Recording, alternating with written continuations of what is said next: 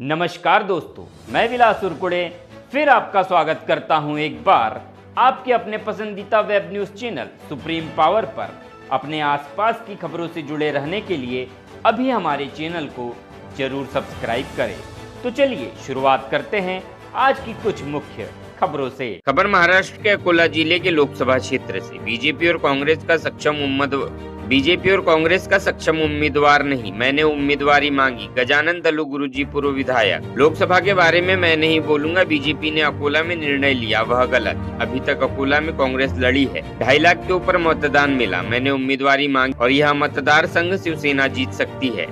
अकोला लोकसभा क्षेत्र में बीजेपी और कांग्रेस का सक्षम उम्मीदवार नहीं। और भी देखिए क्या कहा सुप्रीम पावर न्यूज पर अकोला लोकसभा क्षेत्र से दुर्गा प्रसाद बर्वे की रिपोर्ट। वंचित बहुजन आघाडीचा जे बाळासाहेब अनेकदा या ठिकाणी एकटे लढले आणि पराभूत झाले। वास्तविक त्यांनी या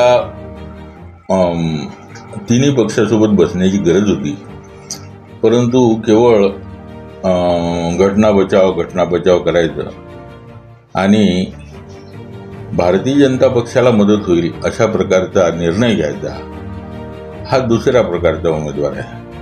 तिसरा प्रकार, या अकोला लोकसभा क्षेत्रात आतापर्यंत काँग्रेस लढत आली, परंतु काँग्रेसला 2.5 लाखाच्या वर मतं पडली नाहीत। त्याच्यामुळे इथं शिवसेनेचा उमेदवार, जो पक्ष आतापर्यंत भारतीय जनता पक्षासोबत होता, त्या पक्षाला उमेदवारी जर दिल्या गेली तर या मतदारसंघाचं चित्र वेगळं असेल। तर मी शिवसेना पक्षातर्फे उमेदवारी मागितलेली आहे आणि शिवसेना पक्षानं सर्वानुमते एक नाव माझं दिलेलं आहे। तर इथं या मतदारसंघाची स्थिती अशी आहे की हा मतदारसंघ फक्त शिवसेनाच जिंकू शकते, दुसरा कुठलाही पक्ष जिंकू शकत नाही। कारण इथल्या मतदारांच्या ही गोष्ट लक्षात आलेली आहे की भारतीय जनता पक्षाला जर पराभूत करायचं असेल तर सक्षम उमेदवार कोणीतरी समोर येणं गरजेचं आहे।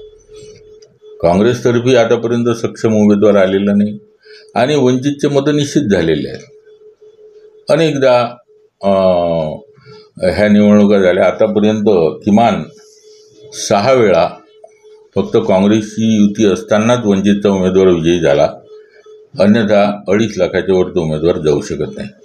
त्याच्यामुळे या मतदारसंघात यावेळेस भाजपचा पराभव फक्त शिवसेना करू शकते आणि हा मतदारसंघ काँग्रेस, राष्ट्रवादी पक्षाने शिवसेनाला सोडावा असं माझं या मतदारसंघाविषयी प्रामाणिक मत आहे। जर ही जागा शिवसेनेला सोडली गेली तर आणि आपल्या सीट जर आपल्याला मिळाली तर कोणकोणत्या विकास मुद्द्यांना लक्ष ठेवून आपण रिंगणात करणार आहात? केंद्र शासनाकडून ज्या ज्या काही योजना आहेत त्या योजनांसाठी मी प्रामाणिकपणे प्रयत्न करेल। सत्य सांगायचं म्हणजे केंद्राच्या कुठल्या योजना आहेत याविषयी मी आतापर्यंत तरी अनभिज्ञ आहे, हे सत्य सांगितलं पाहिजे। परंतु मी जर लोकसभेत गेलो तर लोकसभेत गेल्यानंतर केंद्र शासनाच्या ज्या मतदारसंघाच्या विकासाच्या दृष्टीने योजना आहेत त्या सगळ्या आणण्याचा मी प्रयत्न करेल। आपल्या अकोला मतदारसंघातल्या काही ठराविक बाबी अशा आहेत की ज्या सर्वसामान्य नागरिकांना सुद्धा माहिती आहेत। सगळ्यात महत्त्वाची बाब जर या अकोला लोकसभा क्षेत्रात असेल तर तो आहे खारपान पट्ट्याचा विषय। या भागात मोठ्या प्रमाणात पूर्णा नदी वाहत असताना त्या पूर्णा नदीच्या आजूबाजूने फार मोठ्या प्रमाणात खारपान पट्टा आहे। हा खारपान पट्टा विकसित झाला पाहिजे यासाठी मी नंबर 1 वर प्रयत्न करेल। मी विधिमंडळात असताना सुद्धा महाराष्ट्र राज्याच्या या प्रश्नावर मी खूप भांडलो, परंतु मी यशस्वी होऊ शकलो नाही। कारण मोठ्या प्रमाणात निधी त्याच्यासाठी आवश्यक आहे आणि तो निधी आपण केंद्रातून निश्चित आणू शकतो।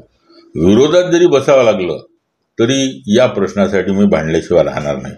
दुसरी गोष्ट, या भागातल्या शेतकऱ्यांचा प्रश्न आहे। या भागात म्हणजे अकोला लोकसभा क्षेत्रात सगळ्यात जास्त कोरडवाहू शेती आहे। त्या कोरडवाहू शेतीचा विकास करण्याच्या दृष्टीनं जास्तीत जास्त पाण्याची व्यवस्था कशी करता येईल, अनेक प्रकारचे प्रकल्प आहेत जे केंद्र शासनाकडून आपण परिपूर्ण करू शकतो। त्यात या भागातले जे काही